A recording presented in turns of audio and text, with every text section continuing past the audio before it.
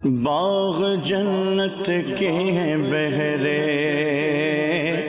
مدح خانے اہل بیت، تم کو مژدہ نار کا اے دشمنان اہل بیت۔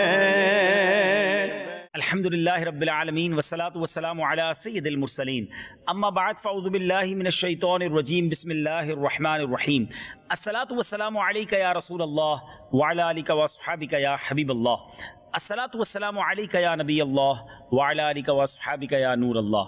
ناظرین، ایک بار پھر پروگرام کربلا سے پہلے اور کربلا کے بعد لے کر حاضر ہیں۔ پچھلے پروگرام میں ہم نے کربلا سے پہلے کے واقعات، کربلا والے دن یعنی یوم عاشور کو کربلا کے میدان میں جو ظلم کی آندھی چلی، ان واقعات کو بھی کچھ ذکر کیا۔ کربلا کے میدان سے ہمیں کیا میسج مل رہا ہے اس پر بھی کچھ بات کی۔ آج بات کریں گے کہ اتنا بڑا مارکا ہوا، اتنی بڑی جس کو کہیے کہ ظلم کی آندھی چلی، آج بھی تقریباً 1400 سال گزرنے کے بعد بھی جب بھی یہ واقعہ بیان ہوتا ہے، جب بھی یہ دن آتا ہے، شہدائے کربلا کی یاد دل میں تازہ ہو جاتی ہے، اس قربانی کی یاد دلوں میں تازہ ہوتی ہے، سر ادب سے جھک جاتا ہے کہ یہ کیسے لوگ تھے جنہوں نے نانا کے دین کو سر بلند کرنے کے لیے اپنی جانیں لٹا دی، مگر دین کو قربان نہ کیا، کمپرومائز نہیں کیا، باطل کے آگے سر نہیں جھکایا۔ آج تک آسمان نے، زمین نے، فلک نے ایسا منظر نہ دیکھا تھا، مگر یہ ہوا واقعہ۔ اور ہم اس واقعے کے بعد جو معاملات ہوئے دنیا پر، اس واقعے کے بعد جو یوں سمجھیے کہ چینجنگ ہوئی، جو معاملات تبدیل ہوئے، یہاں تک کہ کلائمیٹ میں تبدیلی ہوئی۔ جی ہاں ناظرین، آسمان سے ایسی چیزیں برسی جو پہلے نہیں برسی تھی۔ اور اس کے بعد ان ظالموں کا کیا بنا؟ کیا وہ جیت گئے؟ کیا وہ کامیاب ہو گئے؟ جس لالچ کے پھندے میں پھنس کر، جس لالچ کے یوں سمجھیے کہ خواب دیکھ کر، جن کامیابیوں کی خواب دیکھ کر انہوں نے یہ ظلم کیا تھا، کیا وہ سب انہیں مل گیا؟ کیا وہ اقتدار، کیا وہ مال، کیا وہ عیش و عشرت کی لائف انہیں ملی؟ یا ان کا بنا کیا؟ آج بات کرنی ہے کربلا کے بعد کیا ہوا۔ ہمارے اس پروگرام کے دو ہی قسطیں تھیں، کربلا سے پہلے اور کربلا کے بعد۔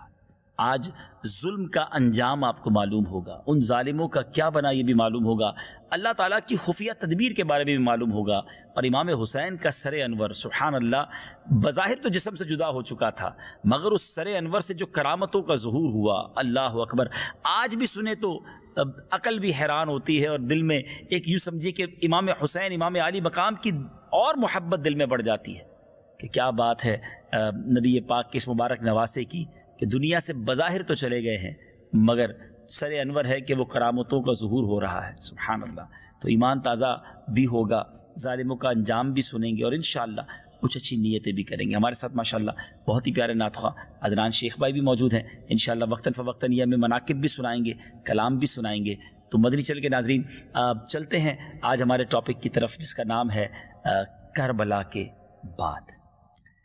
اس سے پہلے کہ ہم کربلا کے بعد کے واقعات پر بات کریں، امام حسین سبحان اللہ ایک ایسی شخصیت ہیں کہ فرام دا ڈے ون، آپ کی جب ولادت ہوئی نا تو ولادت بھی باکرامت تھی۔ جی ہاں، راکب دوش مصطفیٰ آپ کو کہا جاتا ہے۔ راکب دوش مصطفیٰ کا مطلب کیا ہے؟ بڑا پیارا لقب ہے آپ کا۔ راکب کہتے ہیں سواری کرنا والا، دوش کہتے ہیں کاندھوں کو، نبی پاک کے کاندھوں پر سواری کرنے والے، اللہ۔ ایک بار امام حسن نبی پاک علیہ الصلوۃ والسلام کے کاندھے پر تھے، تو ایک صحابی رسول نے کہا کہ اے برخوردار، تمہاری سواری کتنی اچھی ہے۔ تو پیارے آقا علیہ الصلوۃ والسلام نے بڑی پیاری محبت بھری بات فرمائی، یہ بھی تو دیکھو سوار کتنا اچھا ہے۔ کیا محبتیں تھیں اور کیا پیار تھا۔ اور اب امام حسین رضی اللہ تعالیٰ عنہ کی جب ولادت ہوئی تو آپ 4 شعبان المعظم، ایک روایت کے مطابق 5 شعبان المعظم 4 سنہ ہجری کو مدینہ منورہ میں منگل کے دن پیدا ہوئے۔ اور اب ذرا سنتے ہیں کہ جب ان ظالموں نے ظلم و جفا کی آندھیاں چلائیں، پیاسوں کے گلے کاٹے، امام حسین نے 10 محرم الحرام ایک تاریخی خطبہ بھی دیا، اپنے پچھلے پروگرام میں ہم نے اس کو ڈسکس کیا۔ مگر کہتے ہیں نا کہ جب انسان لالچ میں اندھا ہو جاتا ہے، اور کبھی کبھی عقل حیران ہو جاتی ہے کہ کیا لالچ، نفس و شیطان اس قدر بھی انسان کو سخت دل کر سکتے ہیں کہ جس نبی کا کلمہ پڑا ہو، اسی نبی کے نواسے کو سب شہید کر دیا جائے۔ اسی نبی کی آل کو اس بے دردی سے شہید کیا جائے. علی اصغر کے بارے میں تو سوچیے رضی اللہ تعالیٰ کہ جن کی عمر 6 ماہ تھی مگر انہیں بھی پیاسا شہید کر دیا گیا. کبھی کائنات میں یہ منظر آسمان نے نہیں دیکھا تھا کہ اس طرح بی بی فاطمہ کے گلشن کے پھول خون کے اندر ڈوب کر ریت پر ان کی مبارک جسم پڑے ہوں. آپ ذرا سوچئے. مگر یہ اس کائنات نے دیکھا ہے. ایک طرف نبی پاک فرمائیں کہ میری اہل بیت، حدیث پاک کا مضمون ہے کہ میری جو عطرت ہے، میری جو آل ہے، وہ امت کے لیے کشتی نوح کی مانند ہے. جو اس میں سوار ہو جائے گا یعنی ان کے دامن کو تھام لے گا وہ پار ہو جائے گا. اور ایک طرف نبی پاک کا امتی کہلانے والے. ذرا غور کیجیے. یہ غیر مسلموں کی طرف سے ظلم ہوتا نا تو شاید بات سمجھ آ جاتی، مگر یہاں کلمہ بھی تھا، یہاں نماز بھی تھی، یہاں اپنے آپ کو مسلمان کہلانا بھی تھا. مگر اقتدار کا نشہ، مگر دولت کی لالچ اس نے ایسا اندھا کر دیا کہ جن لبوں کو نبی پاک نے چوما ان لبوں کو پانی نہ دیا، جن رخساروں کو نبی پاک نے چوما ان کو خون میں نہلا دیا. ذرا غور کیجیے. یہ لوگ نبی پاک کی بارگاہ میں کیسے حاضر ہوں گے؟ آقا علیہ الصلوۃ والسلام کی شفاعت کیسے حاصل کریں گے؟ مگر یہاں مجھے اور آپ کو ایک بات سیکھنے کو مل رہی ہے کہ کہتے ہیں نا، انسان کہتا ہے نہیں یار میں ظالم نہیں ہو سکتا، مجھے تو میں نمازی بھی ہوں، میں عبادت گزار بھی ہوں، میں دیندار آدمی ہوں، اب میرا ایمان مضبوط ہے. نہیں جناب، ہمیں یہ دیکھنا ہوگا کہ جب لالچ آتی ہے، شیطان غالب ہو جاتا ہے، نفس و شیطان کا غلبہ ہو جاتا ہے، پھر انسان وہ کچھ کر جاتا ہے جس کے بارے میں سوچا بھی نہیں جا سکتا. میں آپ کو چھوٹی سی اگزامپل دیتا ہوں. بات کرتے ہوئے بھی شرم آ رہی ہے، لیکن چونکہ ہمارا ایشو ہے چھوٹے بچوں کے ساتھ جو واقعات ہوتے ہیں. تھوڑے دنوں پہلے بھی ایک واقعہ ہوا تھا. اخبارات کو جب پتہ چلتا ہے یا نیوز آتی ہے تو عقل حیران ہو جاتی ہے کہ 5-6 سال کے بچوں کے ساتھ بھی کوئی ایسا کر سکتا ہے. کیا وہ انسان ہے یا کوئی وحشی درندہ ہے؟ لیکن یہ ہمارے معاشرے میں ہی ہو رہا ہے نا. اس کا مطلب کیا ہوا کہ شیطان جب غالب آ جائے، جب نفس و شیطان انسان پر سوار ہو جائے تو کبھی کبھی انسان حیوان سے بھی بدتر ہو جاتا ہے. اور وہ ایسا کام کر گزرتا ہے کہ سننے والے حیران ہو جاتے ہیں. یعنی آج 1450 سال کے قریب وقت گزرنے کے بعد بھی عقل نہیں مانتی ہے کہ اپنے آپ کو مسلمان کہلانے والا نواسہ رسول کو شہید کرے، اپنے آپ کو نبی پاک کا امتی کہنے والا ان کی آل اور ان کی خاندان کو اس طرح تکلیف پہنچائے. یہ کیسے ممکن ہے؟ لیکن وہی بات ہے، اللہ مجھے اور آپ کو شیطان کے واروں سے بچائے، نفس کی شرارتوں سے بچائے، دنیا کی محبت سے بچائے. آج بھی واقعات دیکھنے کو ملتے ہیں کہ انسان اپنے گھر والوں کو مار دیتا ہے، اپنی والدہ کو لوگ گھر سے نکال دیتے ہیں، اپنے والد کو، معاذ اللہ بیٹا والد کو قتل کر دیتا ہے. چاہیے واقعات آپ نے نہیں سنے، یہ کیسے پاسبل ہے؟ لیکن وہی دین سے دوری، وہی شیطان کے وار، وہی بری گیدرنگز، وہی ماحول برا. اللہ کرے کہ اس واقعے سے میں اور آپ یہ درس اپنے لیے بھی لیں کہ ہمیں ان لوگوں سے بچے رہنا ہے، ان لوگوں سے دور رہنا ہے جو ہمیں دین سے دور کرنے کی بات کرتے ہیں، جو دنیا کی رنگینیوں میں گم کرنے کی بات کرتے ہیں. اور سبحان اللہ، یہ وہ چہرے تھے. امام حسین کے بارے میں آتا ہے کہ جب آپ اندھیرے میں تشریف فرما ہوتے نا تو آپ کی مبارک پیشانی اور دونوں مقدس رخسار سے ایسے انوار نکلتے، ایسا نور نکلتا کہ قرب و جوار نور بار ہو جاتے، یعنی دیواریں روشن ہو جایا کرتی تھی. سبحان اللہ. سیدی اعلیٰ حضرت لکھتے ہیں نا، تیری نسل پاک میں ہے بچہ بچہ نور کا، آقا تو ہے عین نور، تیرا سب گھرانہ نور کا. تیری نسل پاک میں ہے بچہ بچہ نور کا، تیری نسل پاک میں ہے بچہ بچہ نور کا، تو عین نور، تیرا سب گھرانہ نور کا، تو عین نور، تیرا سب گھرانہ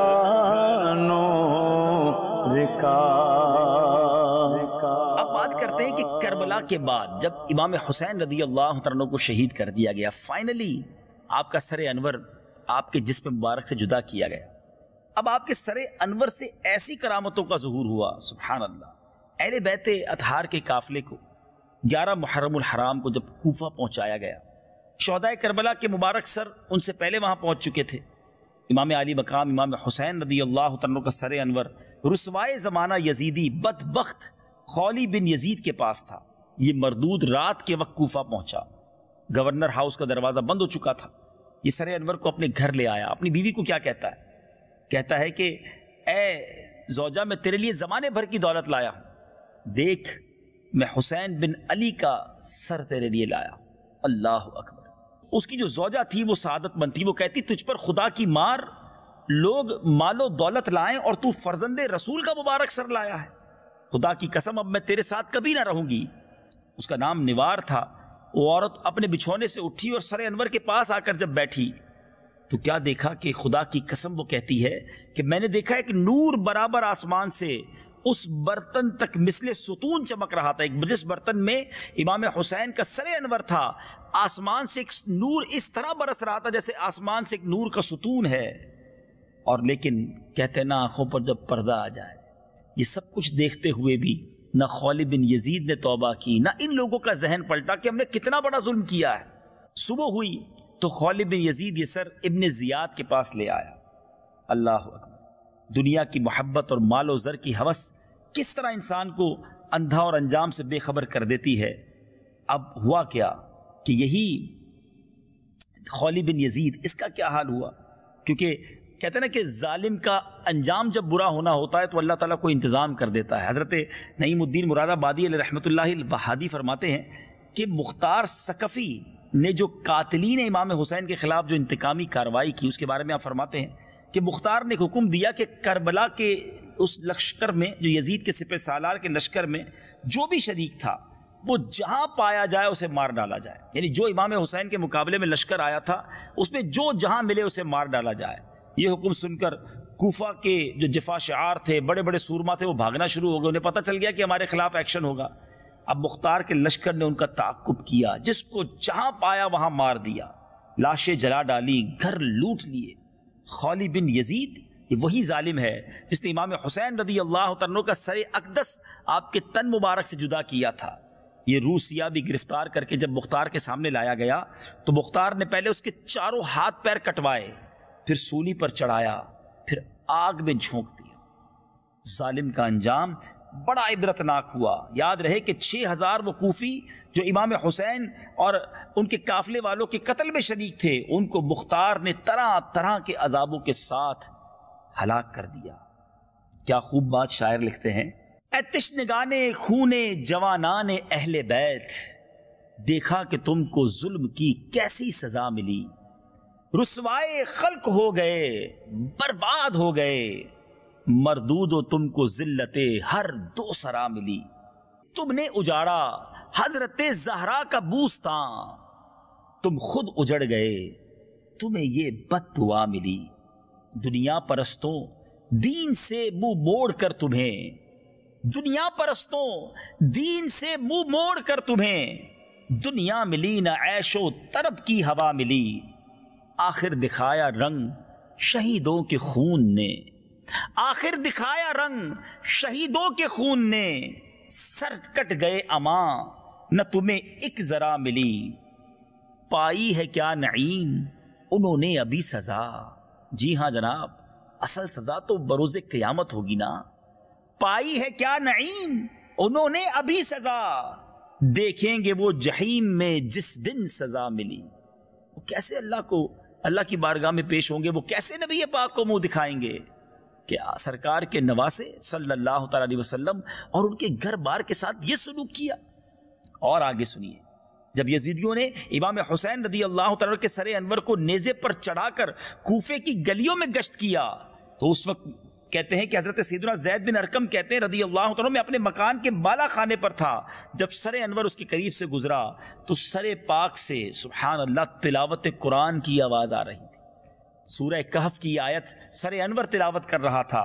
ام حسبت ان اصحاب الکہف والرقیم کانوا من آیاتنا عجبا، کیا تمہیں معلوم ہوا کہ پہاڑ کی کھو یعنی غار اور جنگل کے کنارے والے ہماری ایک عجیب نشانی تھے۔ اسی طرح ایک اور دوسرے بزرگ نے فرمایا کہ جب یزیدیوں نے سر انور کو نیزے سے اتار کر ابن زیاد کے محل میں داخل کیا تو آپ کے مبارک ہونٹ ہل رہے تھے اور زبان اقدس پر پارہ 13 سورہ ابراہیم کی آیت نمبر 42 کی تلاوت جاری تھی۔ وہ آیت کیا تھی؟ وَلَا تَحْسَبَنَّ اللَّهَ غَافِلًا عَمَّا يَعْمَلُ الظَّالِمُونَ، اور ہرگز اللہ کو بے خبر نہ جاننا ظالموں کے کام سے۔ ذرا غور کیجئے ناظرین، امام حسین کی جس وقت شہادت ہوئی آپ اس وقت سجدے میں ہیں، وہاں پیغام دیا کہ نماز کی اہمیت کیا ہے، اور جب نیزے پر آپ کا سر اقدس لے جایا جا رہا ہے تو اس وقت بھی زبان پر قرآن پاک کی تلاوت جاری ہے۔ اللہ اکبر، یہ کتنا بڑا میسج ہے۔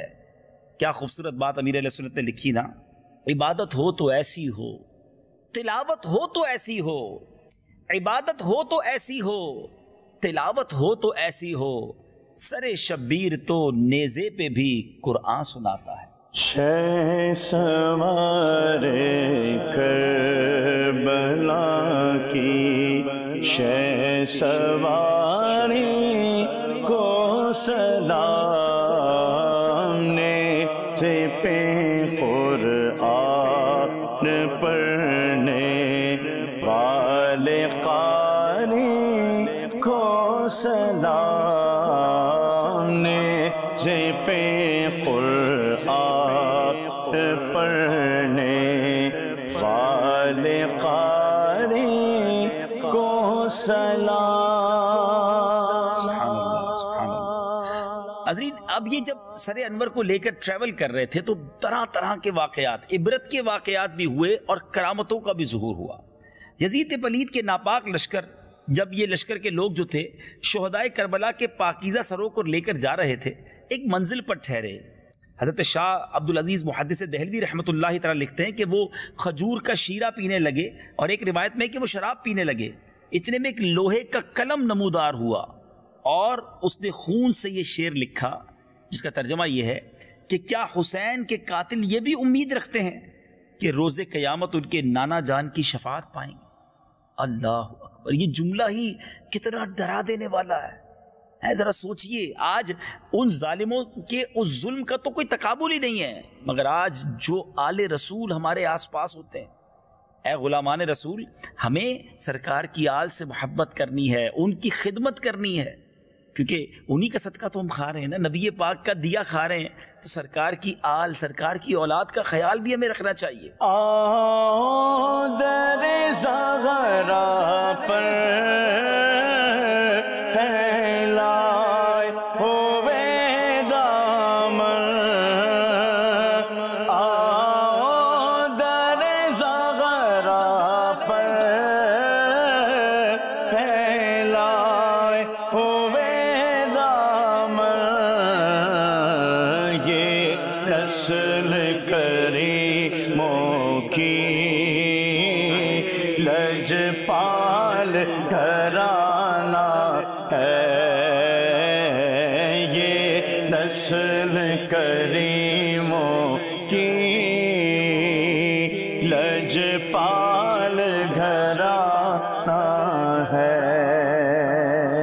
کاش نبی پاک کی آل کا، پیارے آقا کی جو نسبت والے ہیں، نبی پاک کے اولاد ہیں، اللہ ان کی نوکری ہمیں عطا کر دے اور ان کی خدمت کیا کریں، ادب کیا کریں، اگر زندگی میں ان سے کوئی واسطہ پڑے تو ان کا خیال رکھیں۔ غریب ہوتے ہیں کچھ ایسے سید زادے، تو ہو سکے تو آگے بڑھ کر ان کی خدمت کیا کریں، تو انشاءاللہ نبی پاک کی خاص نگاہ عنایت ملے گی۔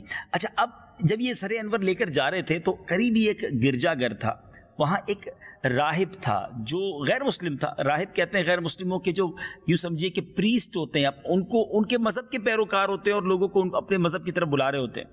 اس نے گرجا گھر سے جب یہ اندر سے سر انور باہر دیکھا تو بتایا کہ تم کتنے برے لوگ ہو، اپنے نبی کے نواسے کا سر لے کر آئے ہو، تم ہو تو لالچی، ایسا کرو کہ ایک رات کے لیے یہ سر میرے پاس رہے، تم 10,000 اشرفیاں لے لو، ایک رات کے لیے مجھے سر دے دو۔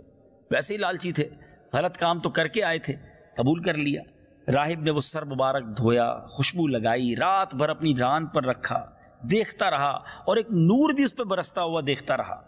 راہب نے وہ رات رو رو کر کاٹی، صبح اسلام لایا اور گرجا گھر جا کر اپنا مال و متاع چھوڑ کر اپنی زندگی اہل بیت کی خدمت میں گزار دی۔ یعنی دیکھیے سر انور کی برکتوں سے غیر مسلم مسلمان ہو رہے ہیں، مگر جن کے دلوں پر مہر ہے ان ظالموں میں نرمی نہیں آ رہی، انہیں پچھتاوا بھی نہیں ہو رہا ہے۔ استغفر، یہ بہت، میں جو بار بار یہ بات کر رہا ہوں نا، اللہ کرے میں اپنا میسج صحیح طریقے سے کنوے کر دوں کہ یہ لالچ اقتدار کی ہو، مال کی ہو، ہوس ہو، شیطان کے وار ہوں، وہ انسان کو اتنا سخت دل کر دیتے ہیں کہ انسان کبھی سوچ بھی نہیں سکتا۔ اللہ مجھے اور آپ کو شقاوت قلبی سے بچائے، مجھے اور آپ کو شیطان کے ان واروں سے بچائے کہ کبھی ہمارے دل پر اپنے آپ سے مطمئن کسی کو نہیں ہونا چاہیے۔ بڑے بڑے نامور لوگوں کو کس طرح بربادی اور تباہی ان کی ہوئی ہے۔ شیطان کی بات لے لینا، وہ کتنا بڑا عالم تھا، وہ فرشتوں کا بھی استاد مانا جاتا تھا، مگر ایک تکبر نے اسے کہیں کا نہ چھوڑا اور وہ مردود قرار پایا۔ اللہ مجھے اور آپ کو بھی محفوظ رکھے، ہمارے ایمانوں کی حفاظت فرمائے، امام حسین اور اہل بیت اطہار کا صدقہ ہمیں عطا کرے، ان کے صدقے رب کریم ہمارے ایمانوں کی حفاظت فرمائے۔ لیکن یہاں جو مال و دولت یزیدیوں نے جمع کیا تھا نا، ان کے ساتھ کیا ہوا؟ جب وہ اپنے خیموں میں پہنچے اور درہم و دینار نکالے، جو اتنا مال انہوں نے اہل بیت والوں سے لوٹا تھا، راستے میں لوگوں سے جو حاصل کیا تھا، اس گرجا گھر والے راہب سے بھی حاصل کیا، اب جب اسے ڈسٹریبیوٹ کرنے لگے، بانٹنے کے لیے تھیلے کھولے، اللہ اکبر، تو وہ سب درہم و دینار جو ہے وہ ٹھیکریاں بنے ہوئے تھے، یعنی پتھر بن چکے تھے، وہ کسی کام کے نہیں تھے۔ اللہ اکبر، اللہ اکبر۔ اب آگے بڑھتے ہیں۔ سر انور کے بارے میں بہت ساری روایت ہیں کہ وہ مدفون کہاں ہوا۔ ایک روایت یہ ہے کہ اہل بیت اطہار کے لوگوں نے پھر کربلا آ کر امام حسین کے جہاں تن اقدس دفن ہے وہیں سر انور دفنا دیا گیا۔ ایک روایت یہ بھی ہے کہ جنت البقیع میں اسے دفنایا گیا۔ بہرحال مختلف اس کی روایتیں ملتی ہیں، اور دنیا میں کئی جگہوں پر امام حسین کے سر انور کے بارے میں بتایا جاتا ہے کہ یہاں دفن ہے۔ تو اس میں علماء یہ بھی کہتے ہیں کہ چونکہ کئی سر تھے، اہل بیت اطہار کے قافلے کے سروں کو ان ظالموں نے تن سے جدا کیا تھا، تو ہو سکتا ہے کہ شہدائے کربلا کے سر انور جو ہیں کہیں کہیں دفن ہو اور سب کی نسبت امام حسین کی طرف کر دی گئی ہو، اللہ بہتر جانتا ہے۔ بہرحال اہل بیت اطہار کی خدمت کس طرح کام آتی ہے، علامہ ابن حجر حیثمی مکی روایت کرتے ہیں کہ سلیمان بن عبد الملک نبی پاک علیہ السلام کی خواب میں انہوں نے زیارت کی اور پیارے آقا ان پر لطف و کرم فرما رہے تھے۔ صبح انہوں نے حضرت سیدنا حسن بصری رحمۃ اللہ تعالی علیہ سے اس خواب کی تعبیر پوچھی کہ رات خواب دیکھا اور نبی پاک رات خواب میں بہت لطف و کرم فرما رہے تھے۔ تو حضرت حسن بصری نے بڑا پیارا سوال کیا کہ کیا تم نے آل رسول کے ساتھ کوئی بھلائی کی ہے؟ اس شخص نے کہا کہ جی ہاں حضور، جب امام حسین رضی اللہ تعالیٰ عنہ کے سر انور کو خزانہ یزید میں میں نے پایا، وہاں وہ جلوہ فرما تھا، تو میں نے اس کو 5 کپڑوں کا کفن دے کر اپنے رفقا کے ساتھ اس پر نماز پڑھی اور اس کو دفن کیا ہے۔ حضرت امام حسن بصری نے فرمایا آپ کا یہی عمل رضائے محبوب رب لم یزل صلی اللہ تعالی علیہ وسلم کا سبب ہوا ہے، یعنی نبی پاک علیہ الصلوۃ والسلام جو تم سے راضی ہیں اس کی وجہ یہ ہے کہ تم نے آل رسول کے ساتھ بھلائی کی ہے۔ بہرحال ہم آج امام حسین اور کربلا والوں کی تو کوئی خدمت نہیں کر سکتے، مگر نبی پاک کی آل تو آج بھی موجود ہے نا۔ آج تو ہم سید زادوں کی اس نسبت سے خدمت کر سکتے ہیں، کربلا والوں کی نیاز کرنی ہے، کربلا والوں کی یاد میں کچھ آپ نے خرچ کرنا ہے تو کیا ہی اچھا ہو کہ سید زادگان پر ہی خرچ کر دیا جائے، آل رسول کی ہی کوئی خدمت کر دی جائے، ان کے گھر میں کچھ اچھی چیزیں پہنچا دی جائیں، تو کیا معلوم یہی نبی پاک کی رضا کا سبب بن جائے۔ تو اللہ کرے کہ بس یہ ساری بات محبت کی ہے، جس سے محبت ہونا اس کی ہر چیز سے محبت ہو جاتی ہے۔ اللہ مجھے اور آپ کو ایسا سچا عاشق رسول بنا دے کہ نبی پاک کے شہر سے محبت ہو جائے، آقا کی نسبت والی چیزوں سے محبت ہو جائے، نبی پاک کی آل سے محبت ہو جائے، اور اللہ ایسا عاشق بنا دے تو پھر انشاءاللہ دنیا میں بھی مزے ہیں، انشاءاللہ آخرت میں بھی مزے ہو جائیں گے۔ بہرحال اب چلتے ہیں ناظرین کہ یزید کا کیا حال ہوا، جس ظالم نے سب سے بڑا، جس کو مجرم کہا جاتا ہے اس پورے ایونٹ کا، تو یزید کے ساتھ یہ ہوا کہ یزید 39 ایئر کی ایج میں، یعنی اس کو بہت زیادہ زندگی بھی نہ ملی، 39 ایئرز کی ایج میں وہ ملک حمص کے علاقے میں مارا گیا، اور اس کی موت کا ایک سبب یہ بتایا جاتا ہے کہ وہ ایک رومی النسل لڑکی کے عشق میں گرفتار ہوا۔ وہ لڑکی اندرونی طور پر اس سے نفرت کرتی تھی۔ ایک دن رنگ رلیاں منانے کے بہانے یزید کو ویرانے میں لے گئی، اور اب اس نے یزید کو خنجر کے وار کر کے چیر پھاڑ کر وہیں پھینک دیا۔ چند روز تک تو اس کی لاش چیل کوے کھاتے رہے، بالآخر جب ڈھونڈتے ہوئے اس کے جو ساتھی تھے پہنچے تو گڑھا کھود کر، کیونکہ لاش سڑ چکی تھی، وہیں اسے داب دیا۔ اللہ اکبر، ذرا غور کیجئے، جس تخت کے لیے، جس سلطنت کے لیے، جس دنیا کی جاہ و حشمت کے لیے اتنا بڑا ظلم کیا تھا، اس کو تو کوئی موقع ہی نہ ملا نا، بالکل بے سر و سامانی کے عالم میں، جس کا نام بھی لینے والا کوئی نہیں۔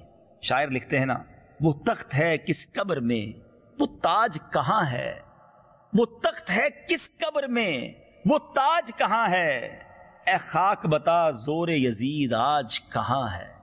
یقین کیجئے ناظرین، یہ جو مارکا ہے نا، یہ جو جس کو لڑائی کہتے ہیں، بیسیکلی تو یہ لڑائی نہیں تھی۔ امام حسین لڑنے کب گئے تھے؟ وہ جنگ کے لیے تو گئے نہیں تھے، انہیں تو دھوکے سے کوفہ بلایا گیا تھا، یہ کہہ کر بلایا گیا تھا کہ حضور آپ آ جائیں، ہم آپ کے ہاتھ پر بیعت کریں گے، آپ کا احترام کریں گے، اسپیشل گیسٹ کے طور پر بلایا گیا، اور ان ظالموں نے بلا کر یہ حال کیا۔ لیکن اگر عادات کو دیکھیں تو امام حسین کے خاندان میں سے تو ایک قافلے میں سے تو ایک ہی مرد واپس گیا نا، حضرت امام زین العابدین واپس گئے، یزیدی تو ہزاروں واپس گئے۔ مگر آج دنیا میں کون ہے جو یزید کا نام لینا پسند کرتا ہے؟ کوئی کہے کہ میں یزید کا چاہنے والا ہوں، میں یزید کی اولاد میں سے ہوں، اس لشکر کی اولاد میں سے ہوں معاذ اللہ جس نے امام حسین کا مقابلہ کیا، نو بڈی از دیئر، ہزاروں لوگ واپس گئے، ایک نام لینے والا نہیں ہے۔ امام حسین کے اس لشکر سے ایک واپس گیا، مگر آپ کو دنیا بھر میں حسنی حسینی سید نظر آتے ہیں، ان کا نام کہاں نہیں ہے۔ کیسا نام روشن اللہ نے کیا، کیونکہ انہوں نے اپنا سب کچھ اللہ کے دین کے لیے لٹا دیا۔ کاش یہ قربانی کا فلسفہ مجھے اور آپ کو سمجھ آ جائے کہ ہم بھی اپنی چیزیں اللہ کی راہ میں قربان کرنے لگ جائیں، اپنا وقت دیں، وقت پڑے تو جان دیں، مال خرچ کریں، یہ ختم نہیں ہوگا، اللہ اس میں برکت ڈال دے گا، اس میں ایسی عزتیں آپ کو عطا فرمائے گا۔ یہ کربلا کے میدان کا جو رزلٹ ہے نا، کربلا کے بعد کے واقعات جو آج ہمارا ٹاپک ہے، یہ بتا رہا ہے کہ کیا چیز کامیابی تھی۔ صرف جس کو کہتے ہیں نا اپیرنٹلی، ظاہری طور پر جیت لینا کامیابی نہیں ہوتی ہے، اللہ کی رضا کے لیے کچھ قدم پیچھے ہٹ جانا بہت بڑی کامیابی ہوتی ہے۔ اللہ جسے چاہے اسے یہ موقع عطا فرماتا ہے۔ بہرحال ابن زیاد کا کیا ہوا؟ یزید کے بعد سب سے بڑا مجرم جو کوفہ کا گورنر تھا وہ عبید اللہ ابن زیاد تھا۔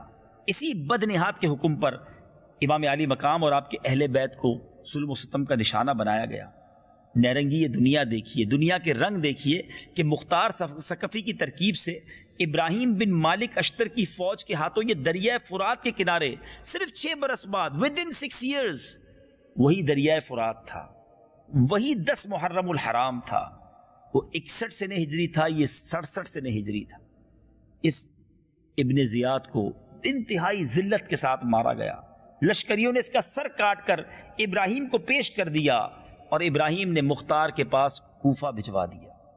ذرا غور کیجئے، دارالامارات جو گورنر ہاؤس تھا وہ کوفہ کو اس میں آراستہ کیا گیا، ابن زیاد کا سر وہاں پر رکھا گیا۔ یہ وہی مقام تھا جہاں 6 سال پہلے امام علی مقام امام حسین کا سر انور تشریف لایا تھا، مگر جس نے یہ ظلم کیا تھا اس کا سر وہاں رکھا تھا۔ اب کیا ہوا؟ اس بدنصیب پر کوئی رونے والا نہیں تھا، بلکہ اس کی موت پر جشن منایا جا رہا تھا۔ صحیح حدیث میں ہے کہ جب عبید اللہ بن زیاد کا سر مع اس کے ساتھیوں کے سروں کے رکھا گیا تو ان کے پاس اچانک غل پڑ گیا، آیا، لوگوں نے دیکھا کیا آیا، تو دیکھا کہ سروں کے بیچ میں ہوتا ہوا ایک سانپ آیا جو ابن زیاد کے نتھنوں میں گھس گیا، تھوڑی دیر ٹھہر کر چلا گیا، پھر غائب ہوا، پھر آیا۔ یعنی ابھی تو دنیا میں ہی اس کے سروں میں سانپ گھوم رہا ہے، قبر میں نہ جانے اس کا کیا حال ہو رہا۔ بہرحال ابن سعد ہو، ابن زیاد ہو، شمر، قیس بن ابن اشعث، خولی ابن یزید، سنان ابن انس، عبداللہ ابن قیس، یزید بن مالک اور باقی تمام اشقیاء جو حضرت امام حسین اور ان کے قافلے والوں کے ساتھ اس ظلم میں شریک تھے، ان کو طرح طرح کی عقوبتوں سے ان کو قتل کر دیا گیا، ان کی لاشیں گھوڑوں کی ٹاپوں سے پامال کرائی گئی۔ کب تلک تم حکومت پہ اتراؤ گے، کب تک آخر غریبوں کو تڑپاؤ گے، کب تلک تم حکومت پر اتراؤ گے، کب تک آخر غریبوں کو تڑپاؤ گے، ظالموں بعد مرنے کے پچھتاؤ گے، تم جہنم کے حقدار ہو جاؤ گے۔ کاش یہ بات سمجھ آ جائے کہ لالچ کا انجام بہت برا ہے، نبی پاک کا یہ فرمان سن لیجئے، جو لوگ مال کی لالچ میں کہتے حرام کماؤ حلال کماؤ کچھ بھی کرو جناب، پیسے چاہیے، ظلم ہوتا ہو تو ہو جائے، کسی کا مال دبانا ہو تو دبا لو، دنیا میں بس عیش و عشرت اور اقتدار چاہیے، اے ظالمو سنو، میرے آقا علیہ الصلوۃ والسلام فرماتے ہیں 2 بھوکے بیڑیے بکریوں میں چھوڑ دیے جائیں وہ اتنا نقصان نہیں پہنچاتے جتنا کہ مال اور مرتبے کا لالچ انسان کے دین کو نقصان پہنچاتا ہے۔ یہ طے ہے کہ یہ مال اور مرتبہ، اس کا جو لالچ ہوس ہے، دین برباد کر کے رکھ دیتی۔ اللہ پاک ان لالچوں سے ہم سب کو محفوظ فرمائے۔ بہرحال باتیں تو بہت ساری ہیں، لیکن اب مختار ثقفی کا کیا ہوا؟ ذرا سوچئے، بظاہر تو اس نے بڑا کام کیا، لیکن پھر اس بدبخت نے بھی نبوت کا دعویٰ کر دیا اور وہ بھی ایمان سے باہر ہو گیا۔ اب یہاں ہو سکتا ہے کسی کے ذہن میں خیال آئے کہ اتنا بڑا کام کیا، امام حسین رضی اللہ عنہ کے دشمنوں کو اس نے قتل کروایا، تو یاد رکھیے حدیث میں یہ مضمون ملتا ہے کہ اللہ تعالیٰ دین کا کام کبھی کسی فاجر سے بھی لے لیتا ہے، اور یہ ایسے برے انجام تو ہم نے بڑوں بڑوں کے بارے میں سنے ہیں۔ بلم بن باورا وہ مستجاب الدعوات تھا، وہ عرش اعظم کو دیکھ لیا کرتا تھا، مگر اس کا ایمان بھی چلا گیا۔ شیطان کی مثال میں نے تھوڑی دیر پہلے دی، تو ایسے بہت سارے لوگ گزرے جن کا نام تھا، کام تھا، مگر اللہ کی خفیہ تدبیر سے مجھے اور آپ کو ڈرنا ہے۔ کبھی اپنے نمازیں، کبھی اپنے روزے، کبھی اپنی حج پر میں نے اور آپ نے یہ اطمینان نہیں رکھنا کہ جناب اب تو میرا کام بن گیا، میں تو جنتی۔ ہر وقت ڈرتے رہیے۔ یاد رکھیے حدیث پاک ہے انما الاعمال بالخواتیم، اعمال کا دار و مدار خاتموں پر ہے۔ مجھے اور آپ کو اپنے خاتمے کی، اچھے خاتمے کی ہر وقت فکر ہونی چاہیے۔ نبی پاک علیہ الصلوۃ والسلام یہ دعا کیا کرتے، یا مقلب القلوب ثبت قلبی علی دینک، اے دلوں کو پھیرنے والے میرے دین کو اپنے دل پر ثابت قدمی عطا فرما۔ ان ظالموں کے انجام کو سن کر مجھے اور آپ کو ڈرنا ہے، اپنی آخرت کی فکر کرنی ہے، اور اللہ سے ہمیشہ یہ دعا کرنی ہے کہ مولا ایمان سلامت رکھیو، اور نبی پاک کے عاشقوں میں رکھیو، آقا کی آل کے غلاموں میں رکھیو، پنجتن کی غلامی ملے، صحابہ کرام سے سچی محبت ملے۔ اس کے لیے مجھے اور آپ کو یہ سوچنا ہوگا کہ ہمیں کن لوگوں سے دور رہنا ہے، کس ماحول سے دور رہنا ہے۔ ہمیں اس ماحول کے قریب آنا ہے جو اہل بیت کی محبت کا درس دیتا ہے، جو صحابہ کرام کی محبت کا درس دیتا ہے، جو نبی پاک سے ٹوٹ کر محبت کا درس دیتا ہے، اور وہ دعوت اسلامی کا مدنی ماحول ہے۔ اس ماحول سے وابستہ ہو جائیے، انشاءاللہ اللہ نے چاہا یہ محبتیں عمل پر لائیں گی، نیکی کے کاموں کی طرف ہم آ جائیں گے، اور اللہ نے چاہا گناہوں سے بچنے والے ہو جائیں گے۔ آئیے مناجات کے اشعار میں شامل ہوں اور ہمیں اجازت دیجیے۔ صلو علی الحبیب صلی اللہ تعالی علی محمد صلی اللہ علیہ وسلم۔ محبت میں اپنے گماں یا الہی نہ پاؤں میں اپنا پتہ یا الہی نہ پاؤں میں اپنا پتہ یا الہی نہ پاؤں میں اپنا پتہ یا الہی مسلمان گیا تیری عطا سے، مسلمان گیا تیری عطا سے، وہ ایمان پر خاتمہ یا الہی، وہ ایمان پر خاتمہ یا الہی، وہ ایمان پر خاتمہ یا الہی، وہ ایمان پر خاتمہ یا الہی۔ باغ جنت کے ہیں بہرے، مدح خانے اہل بیت، تم کو مژدہ نار کا اے دشمن